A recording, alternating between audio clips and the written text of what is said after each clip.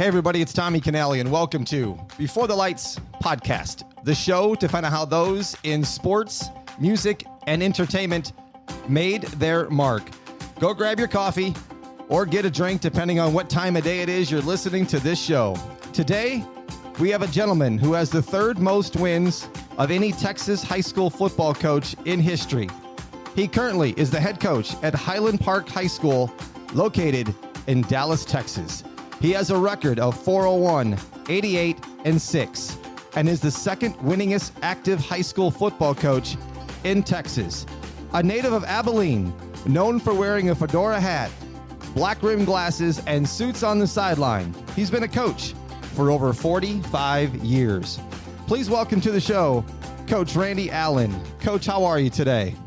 I'm doing great, Tommy. Thank you for having me on. Thank you for being part of the show. Today's show is being sponsored by Reflection Bay Golf Club, located in the heart of beautiful Lake Las Vegas. Go to reflectionbaygolf.com. That's reflectionbaygolf.com. It's a top 100 course that the public can play. It's a Jack Nicklaus Prestige signature design that played host to the Wendy's 3-Tour Challenge from 1998 to 2007. Coach, want to start here, and normally on these shows, I usually start how everything evolved and came forward. I'm going to start a little bit different today on the show because I know my listeners are big sports fans, and this is probably something they want to know right away. They've seen the TV shows, they've heard about it. Tell me from your point of view, how big is high school football in the state of Texas? I can answer as a former player in high school. And of course, I've been coaching for the last 45 years, but it's the kind of emphasis that you find when you get the community, the school, and the athletes who are bound together. You know, they got a goal. They can't wait for football to start. It's the talk of the town. And season tickets, we used to have a line that went a block to get the season tickets, and people pass them on and from family to family. And some people bought tickets, season tickets, when this stadium was first built in 1980, and they haven't missed a game since it opened. So it's the kind of thing that's it permeates the Highland Park community, but it's bigger than that. It's all over Texas. You talk to anybody in Abilene, Texas, they're talking about the Abilene Cooper Cougars, or they're talking about the Abilene Eagles. And, when I was in Ballinger, Texas, which is a 3A school, we used to kid each other about, when there's a football game out of town, everybody turns the lights off in town and they leave, because the pep rallies were on a local radio station, so you could listen to the pep rallies. And it's just a part of the community fabric, I guess, in Texas. And the people in Texas find out how important it is when we've had emergency closures for COVID, and athletes will protest in front of the administration building at the Dallas Independent School District because they want to play so badly, and there will be parents there as well. It doesn't surprise me. I was fortunate enough to be down in the Houston area, down in Katy, actually, it was the playoff season last year, and I went down there for my other position, and I saw the stadium, and I went by, and I had an idea, but to see it firsthand really brought it to life about how big high school football is. I mean, I thought it was a pro event or a college event going on. It's enormous. Well, I tell you the thing that's really helped us in Texas, and it was this way. We started doing a one-site state championship at AT&T Stadium. The UIL Interscholastic League runs our athletic programs in Texas. When we started having a one-site state championship, our cut of the gate one year when we played in it was $76,000. So it's, there are a lot of people that come to games. Is winning the Texas state title the hardest thing to do in high school sports, you think? It is. And I was in coaching for till 2005. So I started head coaching in 1980. So it took me about 35 years to win my first state championship, and it came at Highland Park. And we had to win a game that we probably shouldn't have won, although we were super talented to win it. We had Matthew Stafford, number 1 draft pick of the Detroit Lions at quarterback. We were loaded with talent. But there's always one game to make a state championship run, at least one game that you probably shouldn't win, but you find a way to win. And not always the best team wins a state championship. It almost has to be year. We won it in 2017 by beating a highly talented Manville team.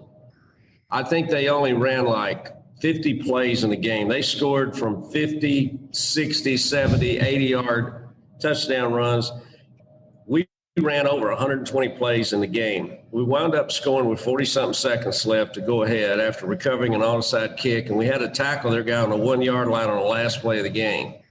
And we were not the best football team, but our guys found a way to win. And that's what makes high school football so much fun, because it's not always the most talented team that wins. It's the team that plays the best as a team and plays the most consistently. Coach, where did your love for football come from then as a child? Was it from your parents, or is it something you picked up with your friends? Yeah, well, growing up, my parents, my dad played football. And I didn't have to play football, but I could always find another place to live. That's kind of their attitude. I started playing in the 4th grade across the street at Bowie Elementary School. We had an athletic director in Abilene that believed the way you build a football program is to start young. And we had coaches in elementary school, and we started playing as 4th graders.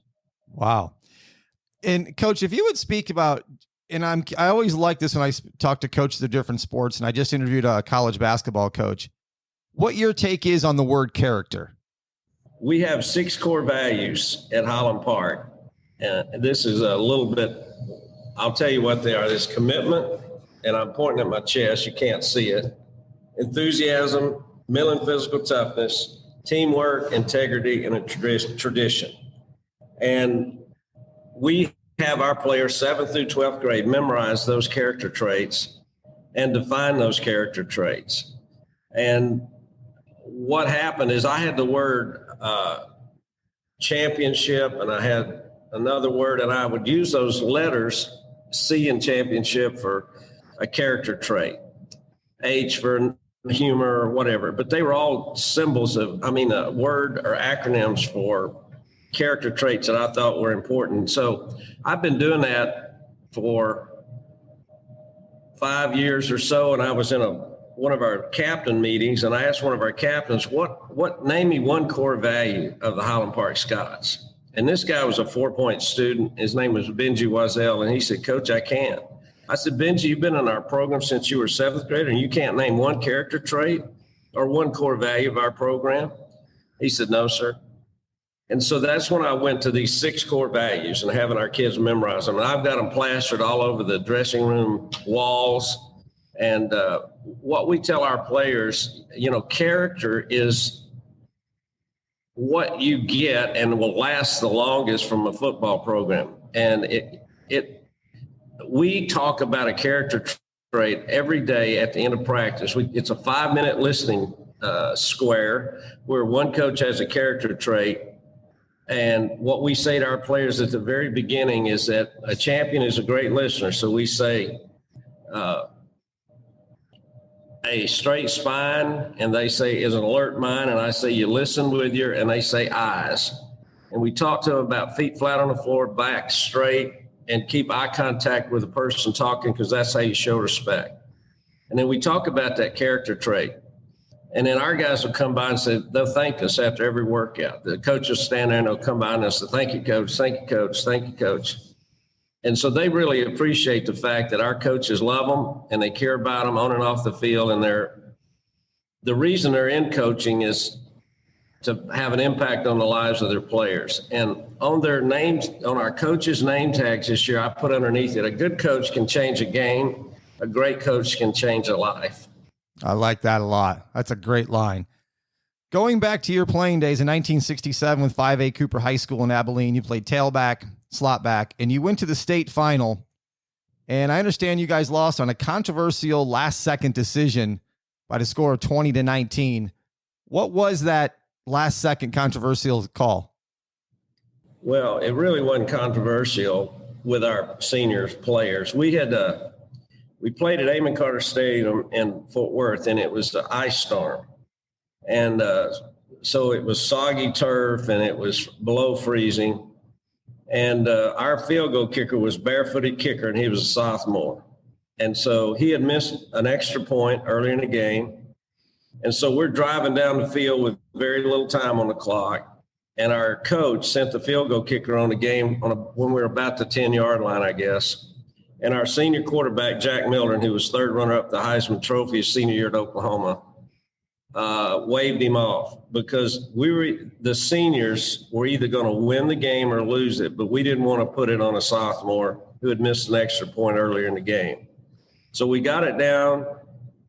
This is where the controversy is. Our tailback went down and he got tackled with chalk on his jersey. Okay, so we figured we got the ball on the 6-inch line. We don't have time to call a timeout. We don't have a timeout. Coach doesn't have a chance to send anybody in. So our quarterback ran a quarterback sneak. We thought from the 6-yard line, but we got a left-footed spot by the official. So instead of running a quarterback sneak from the 6-inch line or half-yard line, we ran it from the 1.5-yard line because he put it on his left foot on the spot. And so we thought we scored. They started throwing their helmets down in the end zone, and the officials took the football and never signaled touchdown and ran off the field. And then the celebration turned when Austin Reagan's players started running on the field to congratulate their team, and that was the first time we realized that we hadn't scored. So that's how that game ended. And I played at SMU later, and we went back to Abilene Carter, and I had that, just that feeling of sadness when I went there, just that memory. I'll bet that's a tough one, and it's something that sticks with you. I mean, as a guy that's been in sports, I've been an athletic director. I've coached college basketball and golf. I get it. Some things just sting, and the sting just never goes away. And you brought it up. You went to play at SMU under Coach Hayden Fry. Did any other coaches recruit you, and what was the decision to go to SMU? Well, I did get recruited by A&M and Baylor and SMU, and Coach Fry, of course, was a great recruiter. And at the time, we thought that Jack Mildren, who was really the highest recruited player on our football team, was going to SMU. And I had 3 or 4 other teammates that were going to SMU. So Coach Fry was trying to get one of us to commit, thinking that once one of us committed, the dominoes would fall and the other guys would commit. So he came up to me at a basketball game at Cooper High School and said, "When are you going to make a commitment to come to SMU?" And I said, "I'm ready right now, Coach." And so I made my verbal commitment that I stayed true to on signing day. And then 4 or 5 other teammates also committed to go to SMU. And it was a great decision. Little did I know that so many things in my life would be affected by where I went to college. I don't think that I would be the head coach at Highland Park if I'd not gone to SMU. So SMU is not but about 1.5 miles from our campus. So it's a great education for me, and I made some great friends. What was it like playing underneath Coach Fry? Well, it was fun. I wasn't a very good college football player. I returned punts and kickoffs, went down on special teams, and so I had a role to play, and I played the guitar a little bit. So Coach Fry would let me come at the end of practice, and I'd put different words to the song that had to do with our football team, and then I would play after practice, and that would get our team out of wind sprints, so they kind of liked it when I played. His mistake was he asked me to play and sing at the football banquet, and I wasn't really very good, and I did a very good reception, but it was fun. I mean, he's the kind of guy you go out to practice and he'd make it sound like it's going to be a tough practice, and everybody get taped, and you get out on the field and he'd say, "Okay, today you're off. You don't have to practice," and everybody gets excited and, leave the field. And he just always mixing it up, but he was innovative. And what Coach Fry remembers about his career at SMU is he really opened the way for the African-American football players. and he talks about Jerry Levice being the first black player in the Southwest Conference. And I know I had some teammates that were very successful. And at Abilene, there was segregation. So we had Woodson High School where African-American students went, and then we had Cooper High School and Abilene High where the white students went. So when I came to SMU, that was the first time that I was around the black athletes. And I made some really good friends, and I'm just so glad that I had that experience. From 1973 to 1980, you were assistant coach at Bryan High School under Merrill Green. Coach Green is a Texas high school football Hall of Fame coach. What did you take from him, Coach? Well, I took everything. I mean, he was my high school coach. And so when I was thinking about what I would major in college, I went up to him and I said, Coach Green, this was in high school now. He was my high school coach in Abilene Cooper. And I said, I want to be a football coach. What I major in college. And he said, well, I majored in business. And so that's what I majored in. But 2 or 3 years into it, I failed accounting, and I knew that wasn't my real strength. Of course, it helped if I went to class a few times. But I had an elective on my schedule, so I went to a elementary PE class and did some student teaching. And I loved it. I loved being around those kids. So I went to my advisor and I said, listen, I want to be a football coach and a teacher in the public schools. What I need to major in. And so they directed me into social studies, and I went and got my teaching certification. And but if Coach Green was my role model, he had come from college coaching to high school coaching. And he was revered in our community like a pastor, like a politician. Like there was nobody in my mind or my parents' mind that had more respect than Coach Green. And so I wanted to be like him. You know, I wanted to have the same impact on young men that he had had on me. So when I went to college, I went to be a high school football coach. And he hired me out of college, and he called me one day. I interviewed with him, and he didn't have a job open. And a couple of weeks later, he called me back and said, have you found a job yet? And I said, no, sir, I haven't. He said, well, my head baseball coach and assistant varsity football coach just resigned, and I want you to come down for an interview. So I drove down there, interviewed, and he hired me. So my first year out of college, I was a head baseball coach at the biggest division in Texas, and I was also varsity football assistant, which got me off to a tremendous start. I wanted to be a head coach when I was 30, so I went into Coach Green's office when I was 29, and I told him that. I said, will you help me, Coach? And he said, yes. And so my first head job at Ballinger, Texas, was partially a result of Coach Green making a phone call to athletic supply and to the superintendent at Ballinger, recommending me to be a head coach. You were at Ballinger for about 4 years, and you went 44, 15-2 there. What was that program like, Coach, when you arrived at Ballinger compared to where it was when you left it? 8 of those 15 losses were in the first year.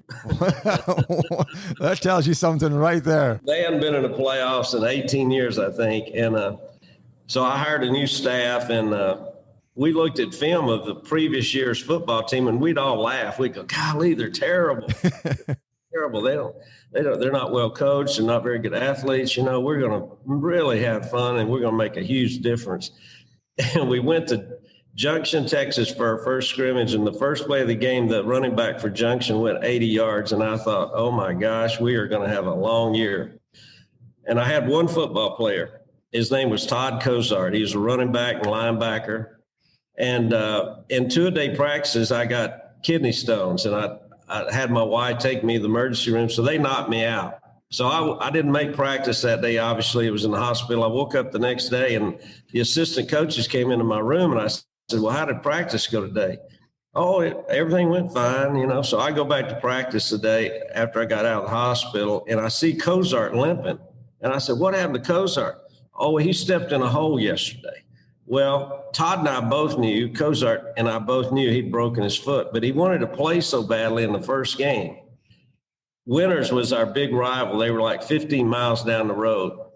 And their coach had interviewed for the Ballinger job when I had, and he's an ex-Ballinger Bearcat football player. So they had hired me instead of him. And so there was this feeling that if they didn't hire him and they beat us, then I was the wrong guy to hire. So we had to win that game. And Cozart scored about 2 touchdowns in the first half. He was so sick at halftime, he was throwing up, so he went to the emergency room. And we lost the next 8 games. He got well. I moved up a sophomore quarterback. We won the last game. So we won the first, lost 8, and then won the last one.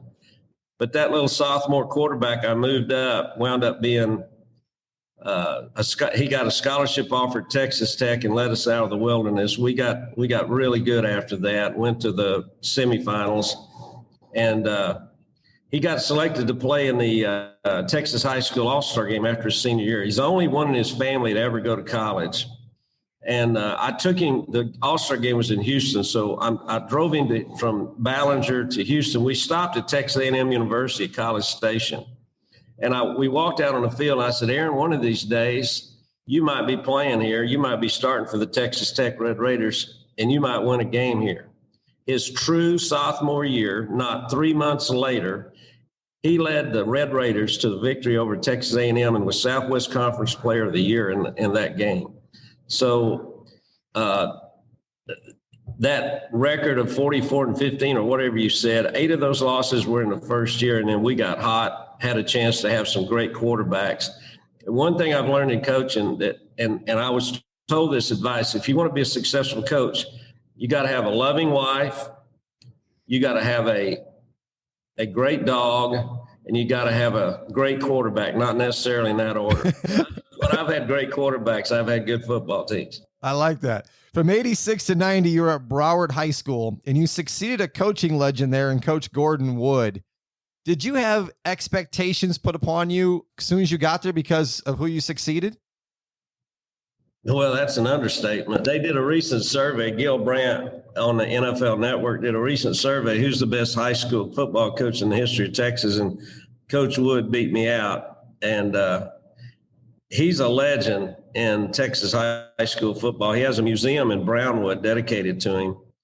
I did not want to go to Brownwood. I wanted to go back to Abilene Cooper. That's where I wanted to go. And both jobs opened the same year. And Brownwood had a school board member that was one of my friends in high school. And he called me and he said, are you interested in being the head coach at Brownwood High School? And I said, well, Coach Wood's going to name the next head coach. I'm really not the kind of guy that would want that job. And he said, no, the school board's not going to name the next coach. So they called me the next day, and I went to Brownwood to interview, and they set up their interview thing, and they said, you're going to interview on a Wednesday.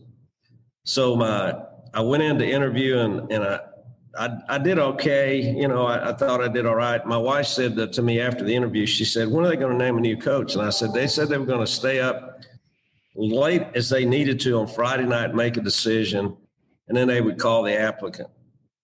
So, so Friday night I'm laying in bed. It's about midnight and the phone rings, and the superintendent said, this is James Lancaster from Brownwood, Texas, and we want to offer you the head coaching job at Brownwood High. I said, Mr. Lancaster, I'm honored. How much time do I have to think about it? He said, we're going to stay up here until you call us back.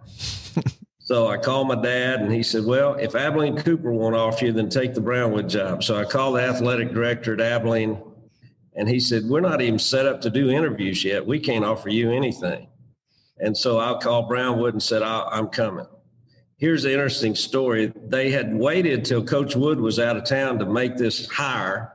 So he was at the AFCA convention and while they were doing all the interviews. And he kind of had a favorite. W.T. Stapler had won a state championship at Sweetwater, so that was kind of his favorite. But anyway, before I went to Brownwood that next morning for the press conference, I told Brownwood, I said, now I've got to tell my players because I don't want them to hear it from somebody else. So that morning before we left for Brownwood, I had every player one at a time come into my office at Ballinger High School, and I told them I was going to Brownwood and how much I loved them, and we cried. And I didn't know that one of my players was a disc jockey on KRUN radio. So he left that meeting with me and went on KRUN radio and said, Coach Allen's going to Brownwood. Well, it got back to Brownwood before the press conference. The superintendent had been very tight-mouthed, and Coach Wood had gone to him that very morning and said, who's the next head coach at Brownwood? And the superintendent said, we've been sworn to secrecy. I won't tell you. So Coach Wood had left the superintendent's office, gone home to his wife. She said, who's the next head coach? He said, I don't know. The damn superintendent wouldn't tell me. She said, well, I know. It's on the radio. It's Randy Allen from Ballinger. So when I got to Brownwood for the press conference, everybody's mad. The newspaper guy's mad, and there are all these mad people in this press conference, and all these TV stations are there, not because of me, because of Coach Wood. And so they offered, they introduced me and put a cap on my head, and it was a very humbling experience. So after it was over with, the first thing I did is I called Coach Wood and I said, Coach, I just came here to try to keep this thing going, and I know what a great man you are, and I know those TV cameras were there because of you, not me. He said, Randy, I'm not mad at you. He said, when you get here, I want to introduce some people.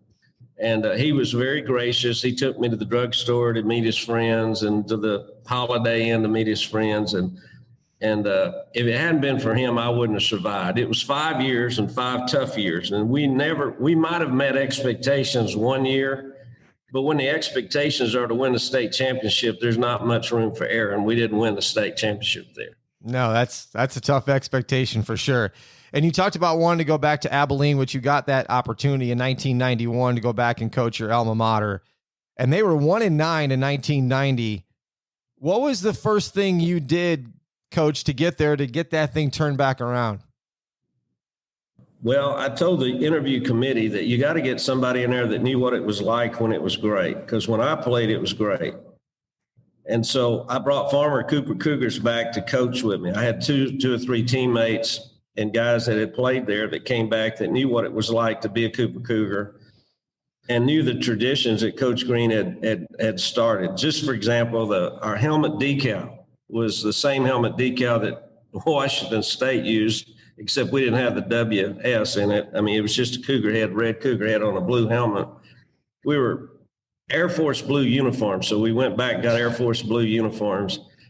And so we just started talking about what it was like to be a great program. And I once said, when I first got there, I said, who do you want to beat worse than anybody? And they said, Abilene High. Well, Abilene High went 1-9 the year before. We went 1-9 the year before. I said, no, that's not who we want to beat. We want to beat Odessa Permian. They won the state championship last year. That's who we want to beat. And that's the kind of goals we need to set for this program.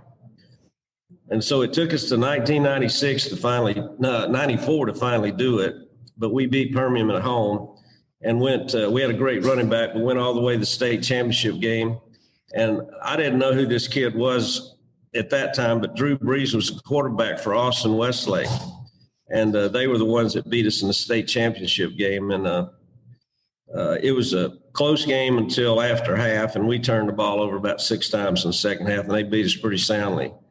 And I had a button made for that week of the state championship game, and it said 6 more inches, because that's how far we missed the state championship in 1967 when I played.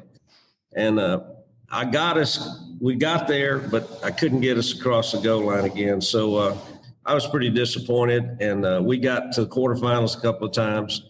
But I went home, and I had a great experience coaching the Cooper Cougars. What was it like, Coach, for you getting them back to the state championship? And that was the first time they had been there since you were there as a player in 67. Did it feel good for you to see that a school you played for, you got them back to where it was when you were playing? You bet. My son played for me, and he took us to the quarterfinals. And but yeah, it was I think if you set goals in your life and you visualize those goals and you work hard to reach those goals, I don't think I think that's why we got there. I mean, I had a great group of players, no question about it. And timing is everything in coaching, and you can't win without great players. But I don't think, even with great players, you can't get there unless there's a goal that the players buy into and the coaches buy into, and you can actually visualize that and you work towards that. And so I think I don't think it's by accident that we got there. Now, I didn't win it, but I got close, but I don't think I'd have gotten close if I hadn't had those goals that were driving me. I can tell you this, when I was in college and I decided I wanted to be a high school football coach, my goal was to go back to Abilene Cooper High School and win the state championship. That was my goal. That was the driving motor. And I got back, and what happened was there was a boundary change that happened in Abilene. The school board changed the boundaries. And so the traditional neighborhoods that I used to get in Abilene Cooper went to the other school. And so I knew that I wasn't going to stay there for my whole career. So I didn't know where I was going, but I wanted a one high school town where football was important, where the boundaries wouldn't change. And in 1999 to where you are now, you're at Highland Park, which has a rich tradition.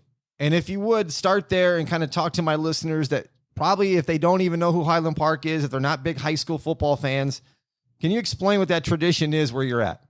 Well, we're the winningest football program in the history of Texas high school football. We're the 12th winningest football team in the nation. And the only reason there's 11 in front of us is we didn't start playing football till, I think, 1923, and the others started earlier. I think we've won 8.5 games a year for the last 92 years. And we have such great alumni that played pro football. Doak Walker and Bobby Lane were two of the early guys. Dave Richards was a guy who was an All-American at UCLA that played pro ball for the San Diego Chargers, an offensive lineman. Of course, the best known is Matthew Stafford at Detroit. We had a two-time Ray Guy Award winner that played for the Pittsburgh Steelers named Daniel Sepulveda. We had an offensive lineman that played at Seattle, and we had a linebacker, Anthony Slagle, that played at the Jets, was a captain of the Ohio State team. So we have some great traditions at and I say this, that Highland Park won before I came, and they'll win long after I'm gone. They just believe that they can win. In 2005, you went undefeated, and it's the first time in school history. You won the 4A state title. What was it like, Coach, for you winning that first state title in the state of Texas as a coach? It really was the same. It was an unbelievable feeling, a surreal feeling, because I had been there and not won it. So here's how this thing, Chad Morris, who's now the offense coordinator at Auburn, was the head coach at Arkansas, was the head coach at Stephenville in 2005. And we played Stephenville in the semifinals.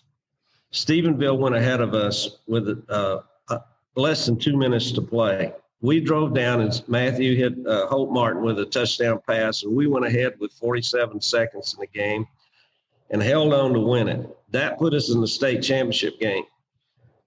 So Marshall won the other semifinals. So the Marshall coach and I met after the game about where we're going to play. And I picked AT&T, or the Cowboy Stadium, and he picked Tyler, Texas. Well, he won the flip. So we game scheduled to play at Tyler. Tyler holds like 20,000 people. So we got our allotment of tickets. And so we have a Booster Club meeting on Monday night. Our secretary takes all of the tickets, 10,000 of them, to the Booster Club meeting. And so we sell tickets at Booster Club meetings. And so we'd have 10 or 15 people buying tickets every once in a while. Well, when I got to the Booster Club meeting, there's a line out the door of the cafeteria. There are hundreds of people waiting to get tickets. Well, before that line is half finished getting tickets, the tickets are gone. We sold them all out in 2 hours at the cafeteria. So the next morning, the ticket office opens to sell tickets. There's TV cameras there. There's a long line. There's no tickets. And so it got tabbed as the state championship game that nobody would see. And so our superintendent asked me if I'd move the game to Shreveport, Louisiana. And I said, Dr. Bryce, I'd really like to play the state championship game in Texas somewhere. And so Thursday, she got a company to sponsor a live a TV broadcast of our game. So we played in Tyler Rosefield Stadium, and our students spent the night in tents so they could get in the front of the line. So when we got to the game, and that's usually two and a half hours before kickoff, the stands are packed. They had been there all day, so they make sure they got a seat. So we walked out on the field, they stood up and started cheering. And that's the way football ought to be played, by the way. So we go back in and we beat Marshall 59-0. And they were broadcasting this game live in Georgia because Matthew had committed to the University of Georgia. It's the only game he didn't throw a touchdown pass in. The only touchdown pass thrown in that game was by one of our receivers on a gadget play. but we won that state championship game. And I can remember at halftime, my heart is racing because I've not won a state championship. I'd lost one, but I hadn't won one. We were ahead 48-0, and I still felt like I was one point ahead or 1 point behind. That's how I was coaching. I was able to pull each one of our starters out in the fourth quarter, one at a time, and they got a standing ovation. So it was a great way to end our season and a great state championship.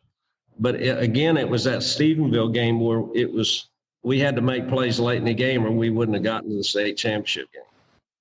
Moving ahead, in 2016, you win your second title. 2017, you do it again. 2018, you do it again. You've won 3 state championships in a row. And now there's only 3 teams to win 4. And I'm sure in the state of Texas, it's a story. You're somebody like me as a coach. That's probably the farthest thing from your mind right now. And you guys are going to be playing amidst COVID. You're probably so focused on let's win game 1 and we'll worry about state championship down the road. Is it a big story in your area that, hey, we have a chance to win 4 in a row? Well, we got beat last year. So it was 16, 17, 18, and 19 we lost. We got beat in the third round. So we lost our opportunity to win 4. But we're only the 18th team in the history of Texas high school football to win 3 in a row. So this is a year with COVID that I have changed my schedule 3 times since the beginning of August. I'm now playing Westlake, who won the 6A state championship in 6A Division II for my first game. I started off with Marcus, then I had Skyline, and then I had Westlake, because what happens is the counties have emergency closed certain school districts or certain counties. And when they did, it meant that they couldn't start football till a later date, which is August 2nd. And then what happened is the judges they reduced their recommendations so that people began playing football again. And so now I'm able to start playing on the 25th. And that's just one of the issues we've had with COVID. And the other thing is protocol. My gosh, there's so many things. I've got a whole 2 pages of stuff our players have to do before they can even start practice. They have to get in line, and I got 3 groups that dress. They have 10 minutes to get dressed before the other group comes in. They come in one entrance, they got to leave from another entrance. They got to wear a gaiter or a mask when they come in. They got to sanitize their hands when they enter. They got to sanitize their hands when they leave. So it's a different ball game. And, you know, as a high school football coach, you want to believe you can finish your season, but you also in the back of your mind have the thought, hey, if we only get to play part of it, we want to make this as much fun for our players as we can and as memorable experience as we can. How has the game changed in your mind since you began your coaching career? Well, players are bigger and faster. The game has changed in that quarterbacks and receivers are throwing and catching the ball at a very high level, and lots of them, not just one guy, but you don't play many football teams that don't have somebody who can really throw the ball and some receivers that can go for it. In Texas, we have 7-on-7, and that's been a big influence. You know, private quarterback coaches have had some influence. Daddies wanting their sons to be quarterbacks. Highland Park's a place where we'll have 15 to 20 guys try out for quarterback in the 7th grade because their dads have coached them and they played on these YMCA Little League teams. But their skill level is so high. And then the size of the players. We've got a guy that's being recruited now that's 6'6" and 275 pounds, and he's still growing. He's got 38 scholarship offers, and the University of Texas just offered him the other day. But his story is kind of funny. As a freshman, he was out on the golf course, and they got hit in the head with a golf ball, got a concussion, so he couldn't play that season. So he got the nickname from our offensive line coach of Jack Nicholas.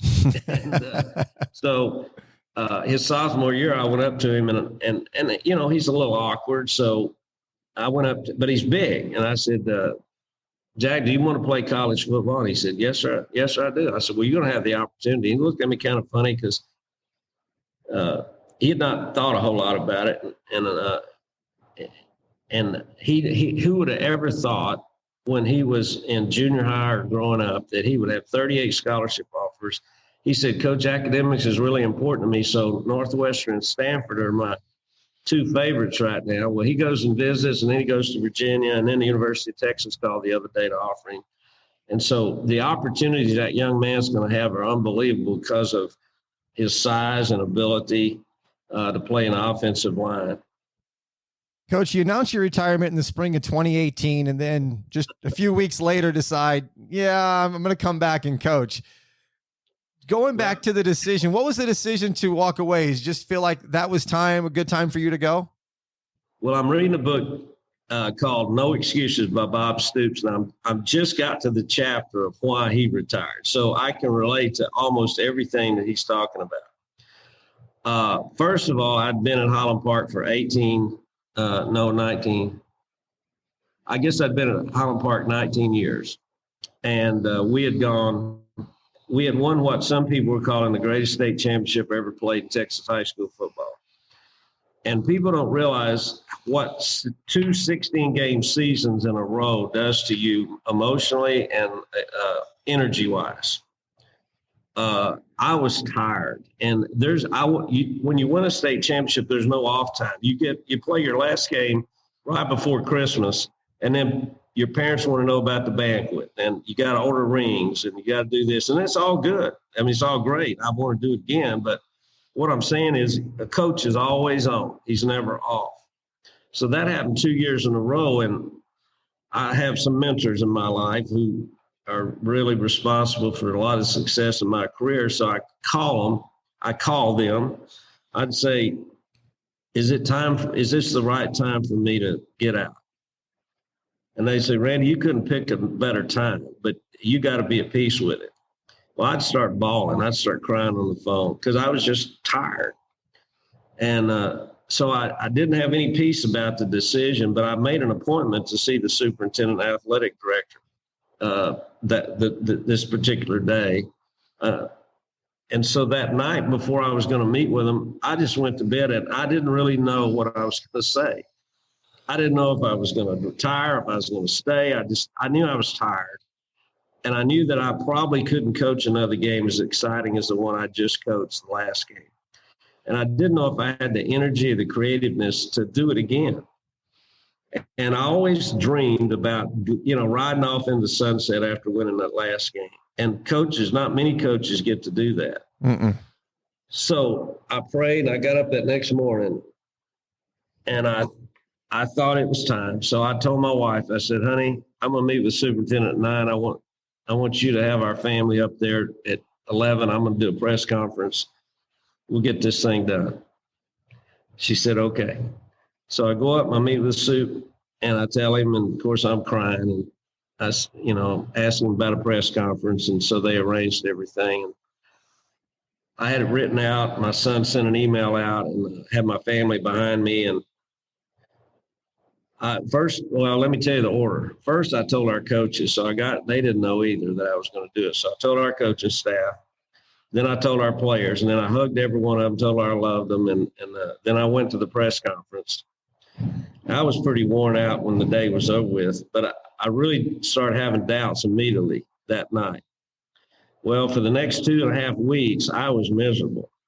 And the advice I got from my mentors is there's life after football, Randy, so don't ever look back. Don't ever look back. Once you make that decision, don't ever look back.